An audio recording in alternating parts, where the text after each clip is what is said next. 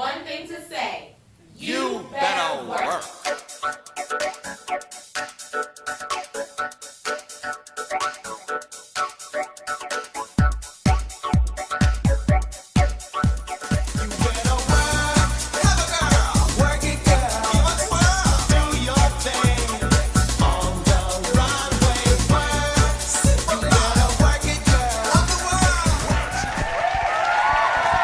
Hey y'all, Sky here, and welcome to our very first episode of Nailed It. Welcoming to the stage is my co-host, Miss Brittany Booz. Doesn't she look fab, audience? Thank you. You're welcome. First thing we're going to be talking about today is the history of nail art and nail adornment. The earliest known history of nail adornment travels all the way back to 5000 BC, when the Indian women used henna to dye their fingertips. And wouldn't you believe this is a tradition that they still practice today? As you can see in the picture, their fingertips were stained orange, and as time progressed, it turned to a dark brown color. In 3000 BC, the Chinese women made their own form of nail polish out of beeswax, gum arabic, gelatin, vegetable dyes, egg whites, crushed orchid, and rose petals. All of that mixed together made colors such as pink and red. The mixtures must be applied for hours at a time and possibly overnight to look like this. Egyptians also used nail art during this time period as one of the many identifiers of which class of society they belonged to. Higher class levels of women wore the deeper shades of red, and the lower class women wore paler shades. Longer nails can also give an impression of status. Women in the Far East who grew their nails to extraordinary lengths see them as a symbol of social standing. The longer the nails, the better are treated. One of the main reasons why longer nails are associated with the higher class is because they show that the person has not had to work. This generally means that they would have had slaves to do their work for them, hence making them higher up in the social circle. Longer nails could never be a sign of hard work, and so that is why artificial nails did become so popular. In 6000 BC, in China's Shou dynasty, there was the usage of the very lengthy nail guards. These are pretty self-explanatory. These nail extras were meant to protect their nails from the many chemicals used to create such beautiful works of art. Nail guards, bejeweled and draped in gold or silver, are usually symbolic of wealth and leisure. In the 15th century, the Inca civilization was another mother of the nail art. They decorated their nails with intricate pictures of eagles. Later into the 19th century, businesses and salons began to sprout all across the United States of America. After the creation of the automobile and, more importantly, the mass production of them, a new range of paints entered the market on the demand of car enthusiasts, giving new life to nail art. It was actually the flappers of the 1920s that stepped out with a new attitude and invented the moon manicure, which involved painting the middle of the nail while leaving the moon of the nail unpainted. Wow, so much history is involved with the invention of nail art. I never knew there was so much informative information that led to this fashionably addictive trend. I know. So much work was put into the many styles and techniques. Oh, the joys of beauty. Absolutely. I wonder, though, when did acrylic nails start popping? Great question. You'll never believe it. And that brings us to our next segment, which is known as Pure Genius, that we'll get back to after these messages.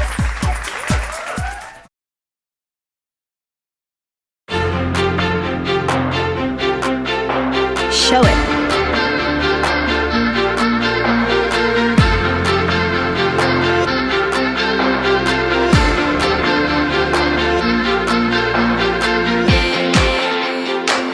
Show your stuff.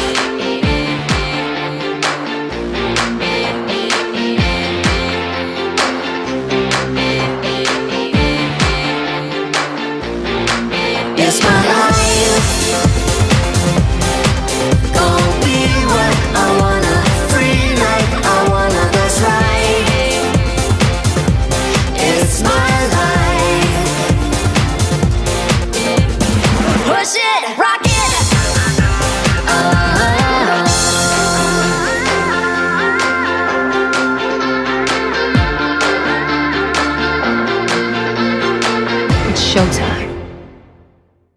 Welcome back, guys and gals, to Nailed It.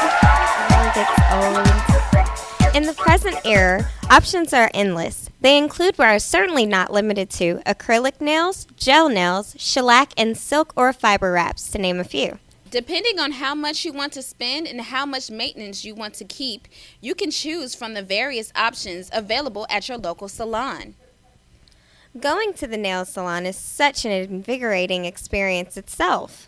I totally agree. Everything from different people, smells, and colors of polish, it's so exhilarating. Exactly, but here's the funny part. Men created the artificial nail. No way. Yes way. How? I'm totally about to blow your mind.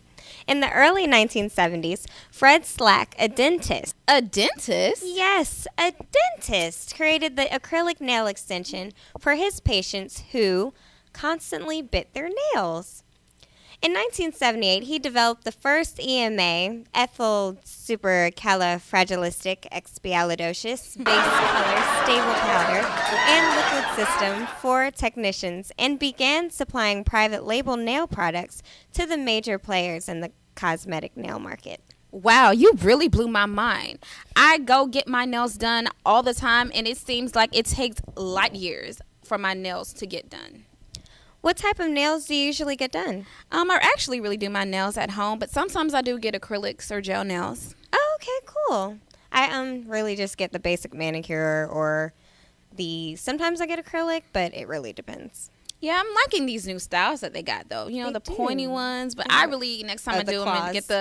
get the claws, like Lady Gaga and everybody, I love all it. the celebrities No, have them. Rihanna has by far the best nails. She really does. I Every mean, she really time. does have them. Like, I don't know who does her nails, but I mean, they are definitely like the Exactly. super nail technician. But next Exactly. time I do want to get them. I want to get not the claws, but definitely kind of circle. Oh, the Barbies. Yes, Barbies. yes, it's gonna be cute.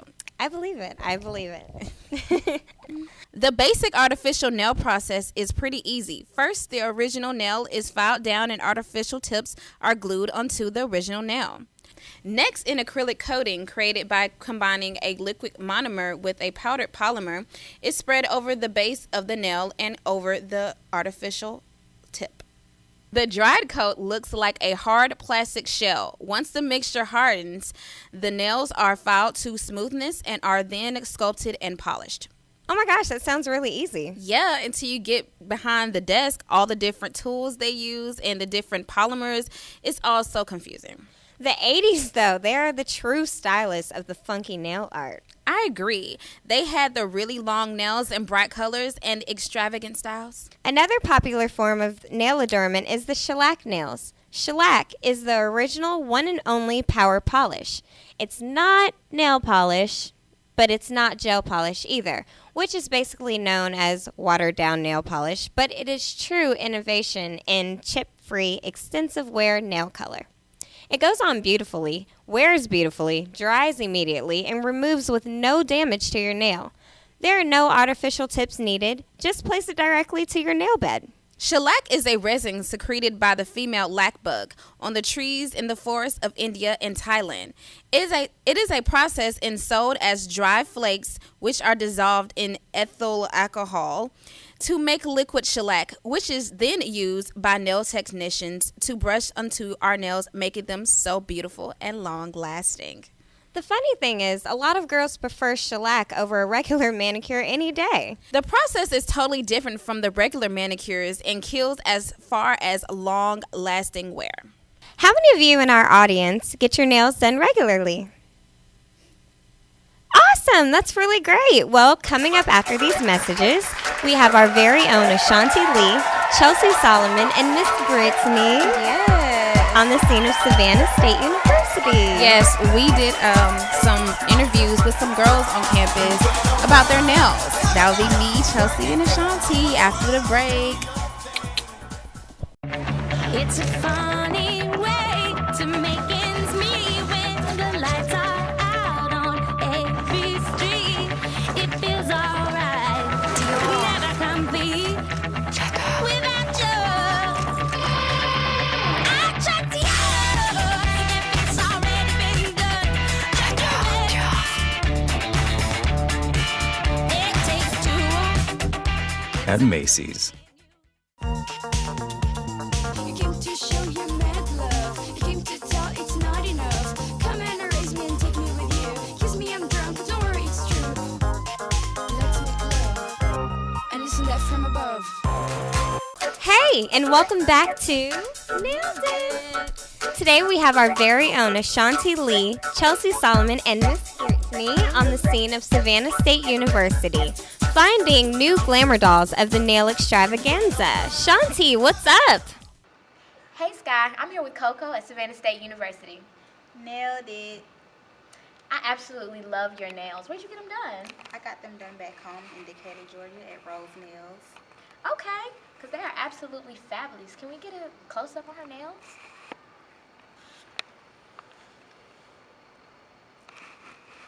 Well, here's our newest addition to our glamorous Nailista fan club. I'm Shanti Lee, and this is Coco, and she totally nailed it.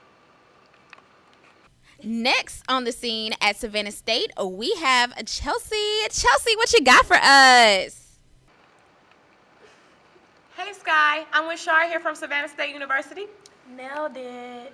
So I love your nails. They're definitely in for the fall. They're circle, they're turquoise. It's perfect. Where'd you get them done?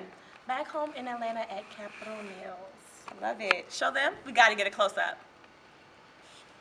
Well, I've been inspired today. Shar, you definitely nailed it. Thank you. And now we have our very own Miss Brittany, and she's going to show us her interview. Hey Sky, I'm here with Bria from Savannah State University. Nailed it. Okay. Ooh, I absolutely love your nails. Thank you. Where did you get them done? I got them done back in Atlanta at home at Tip Top Nails. Ooh, okay. I have to go check that out. Yes, most definitely. Okay, let me get a close-up of those nails. Oh, they are so fabulous. Thank you. Thank you so much for watching our very first episode. Stay tuned next week when we travel across the United States to view the many different styles from coast to coast. You all have been amazing, and thank you to my lovely co-host, Miss Brittany Booz. And thanks to our amazing on-the-scene nail squad and camera crew. And how could we forget our impeccable director, Mr. Kareem McMichael? And that's all the time we have today, folks. See you next week on